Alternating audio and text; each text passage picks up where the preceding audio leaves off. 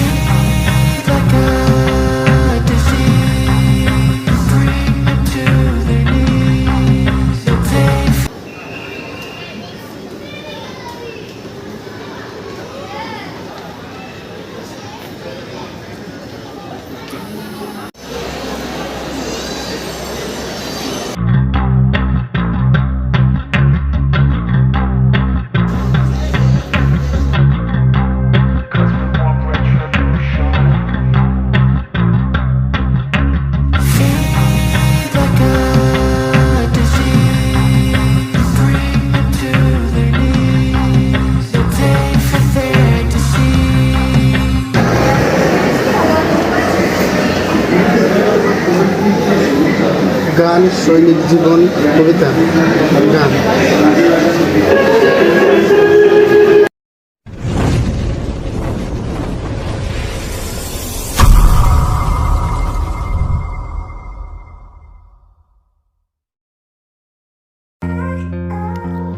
আসসালামু আলাইকুম ভিউয়ার্স, আরিফিন ব্লগসের আরও একটি নতুন ভিডিওতে আপনাদেরকে স্বাগতম। আজ আমরা চলে আসছি বর্তমান সময়ের ফেসবুক ও সোশ্যাল মিডিয়ায় যা নিয়ে আলোচনার শেষ নেই, সেই বঙ্গবন্ধু সামরিক জাদুঘর। চলুন প্রথমেই জানিয়ে দেই লোকেশন।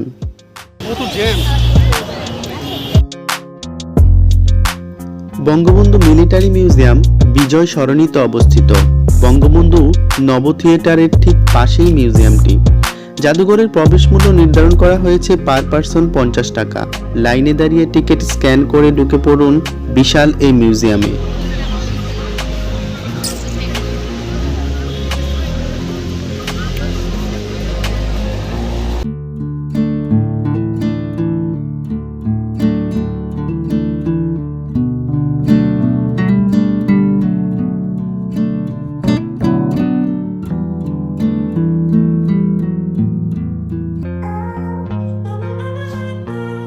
বঙ্গবন্ধু সামরিক জাদুঘর সাপ্তাহিক বন্ধের দিন হচ্ছে মঙ্গলবার। এই জাদুঘরটি প্রতিদিন সকাল 10টা থেকে 1টা এবং দুপুর 3টা থেকে বিকেল 5টা পর্যন্ত খোলা থাকে। তবে শুধু শুক্রবার সন্ধ্যা 7টা পর্যন্ত খোলা থাকে। আপনি জাদুঘরের ভিতরে ক্যামেরা, কোনো প্রকার খাবার, এমনকি পানিও নিতে পারবেন না। তবে আপনি মোবাইল নিতে পারবেন। আপনাদের জ্ঞাতার্থে জানিয়ে দিই, আপনি যদি মানুষের চাপ ও হট্টগোল পছন্দ না করেন, তাহলে শুক্রবার ও শনিবার আপনার জন্য না আসাই ভালো।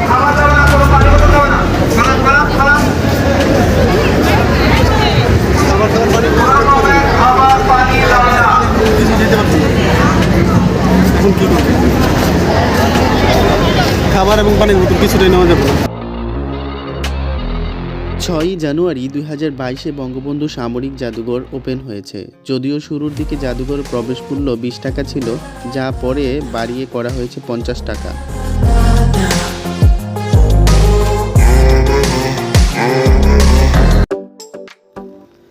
মাননীয় প্রধানমন্ত্রী শেখ হাসিনার ঐকান্তিক ইচ্ছায় শুরু হয় বাংলাদেশ সামরিক জাদুঘরের পরিসর বাড়ানোর কাজ।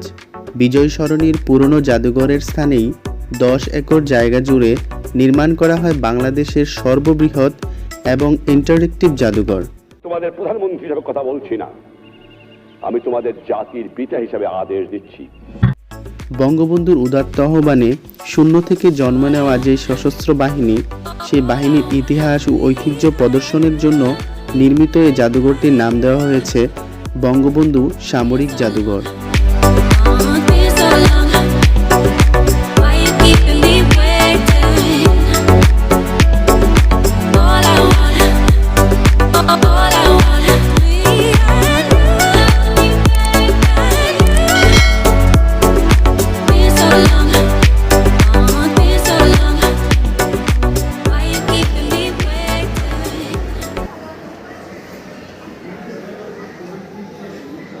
গান, সৈনিক জীবন, কবিতা, গান।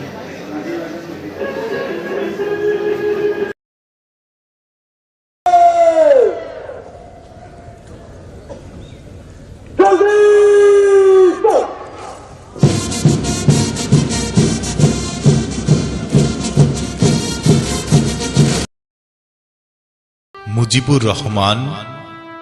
তাই তো বাংলাদেশে তোমার অঢেল অবদান।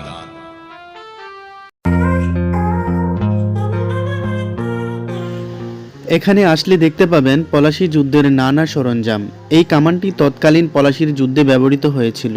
এখানে আরও দেখতে পাবেন পলাশী যুদ্ধের ময়দান, যা এখানে প্রতিচ্ছবি হিসেবে প্রদর্শন করা হয়েছে। যদিও পলাশীর যুদ্ধে মীর জাফরের বিশ্বাসঘাতকতা ও লোভী মনোভাবের জন্য এই যুদ্ধে আমরা পরাজিত হই।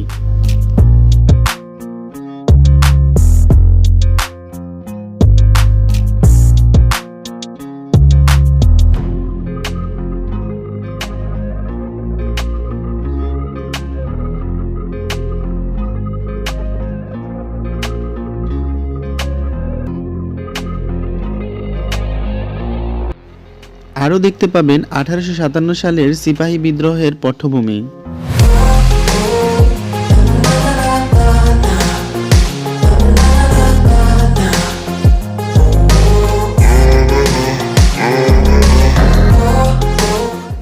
মিউজিয়ামটি ভালো লাগার অন্যতম কারণ হলো মিউজিয়ামটিতে আধুনিক প্রযুক্তির ছোঁয়া পাবেন মিউজিয়ামটির পরতে পরতে, যা আপনাদেরকে দিবে ইউনিক এক এক্সপিরিয়েন্স।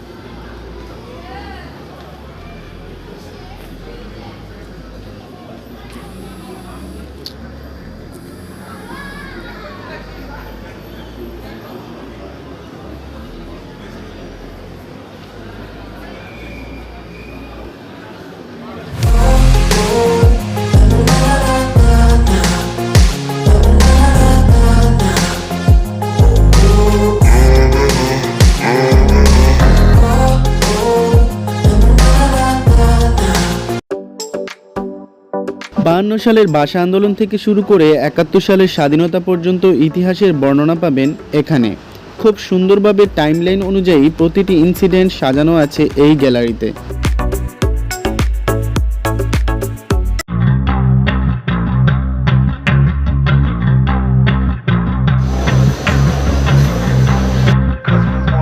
প্রিয় ভিউয়ার্স, এখন আমরা যাচ্ছি মিউজিয়ামের সবচেয়ে আকর্ষণীয় স্থান আন্ডারগ্রাউন্ড লেভেলে। আন্ডারগ্রাউন্ড লেভেলে বাংলাদেশের নৌবাহিনী সম্পর্কে জানতে পারবেন। এছাড়াও বাংলার নৌপথ দিয়ে কীভাবে প্রাচীন সময়ে ব্যবসার আবির্ভাব ঘটেছিল সে সম্পর্কেও অবগত হতে পারবেন।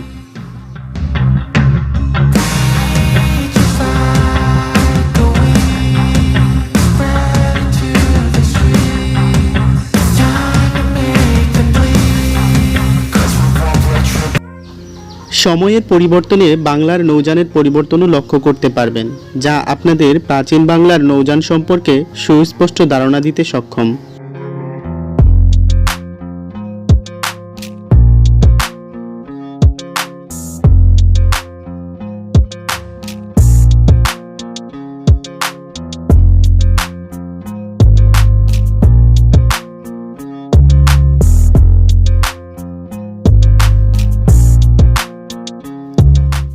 এই লেভেলে বাংলাদেশের নৌবাহিনীর আর্সেনালে মডার্ন যুদ্ধজাহাজের ফিরিস্তি পাবেন ভিজুয়াল প্রেজেন্টেশন ভিডিওগুলোর মাধ্যমে।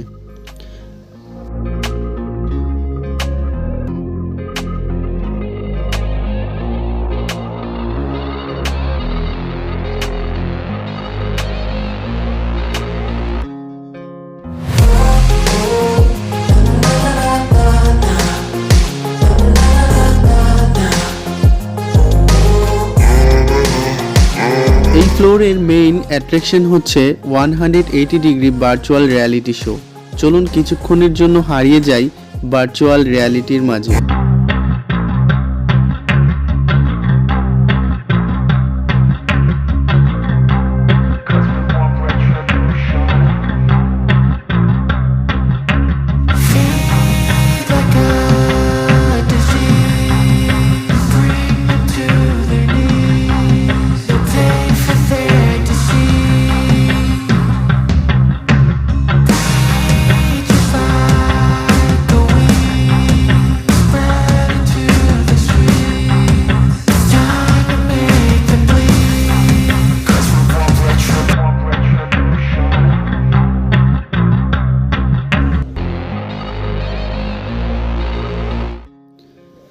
প্রায় 5 মিনিটের ভিজুয়াল শোয়ের পর দেখতে থাকলাম নৌবাহিনীর বিভিন্ন যুদ্ধজাহাজের শোপিস। এই লেভেলের চারপাশে থরে থরে সাজানো আছে নৌবাহিনীর নানা সরঞ্জাম।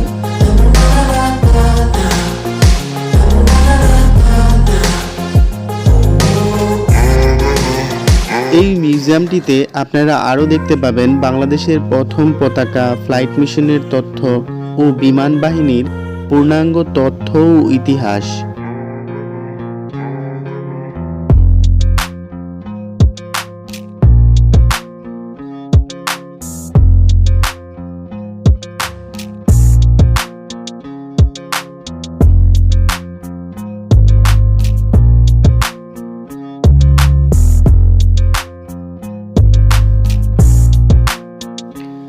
এই মিউজিয়ামে এসে যে জিনিসটি আমার সবচেয়ে বেশি অনুভব হচ্ছে সেটা হচ্ছে আমাদের সশস্ত্র বাহিনী, যেটাই বলেন নৌবাহিনী, সেনাবাহিনী বা বিমান বাহিনী, তাদের যে দেশের সীমান্ত রক্ষা থেকে শুরু করে দেশকে রক্ষা করার জন্য কত অবদান, যেসব সশস্ত্র সরঞ্জাম আছে তা দেখে বোঝা যাচ্ছে কাজটা কত কঠিন এবং কাজটা কত গুরুত্বপূর্ণ।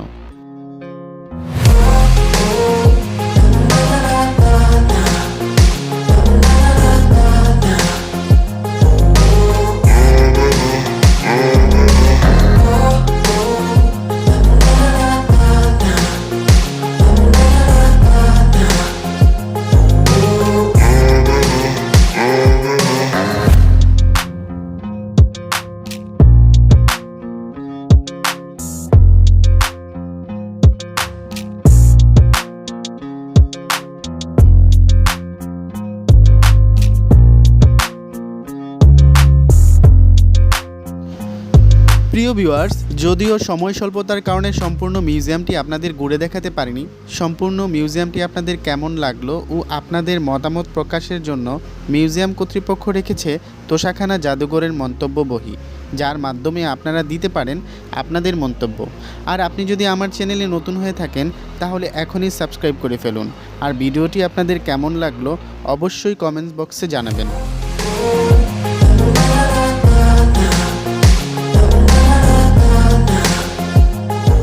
প্রিয় ভিউয়ার্স, আবারও দেখা হবে নতুন কোনো ভিডিওতে, নতুন কোনো জায়গায়। সে পর্যন্ত সবাই ভালো থাকবেন এবং দোয়া করবেন। আসসালামু আলাইকুম রহমতুল্লাহ।